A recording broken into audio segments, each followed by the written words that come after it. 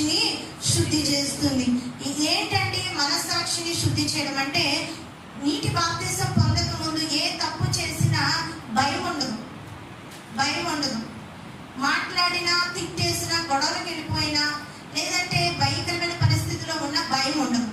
నీటి బాప్తిసం పొంది యేసయ్య మందిరానికి వస్తుంటే ప్రతి చిన్న తప్పుకి భయం వేస్తుంది. అదే మనస్సాక్షి శుద్ధవడం. అమ్మో ఈ తప్పు చేయకూడదు, అమ్మో ఈ మాట మాట్లాడకూడదు, అమ్మో ఈ విధంగా జీవించకూడదు, యేసయ్య నన్ను చూస్తాడు అనేది మనస్సాక్షి శుద్ధి.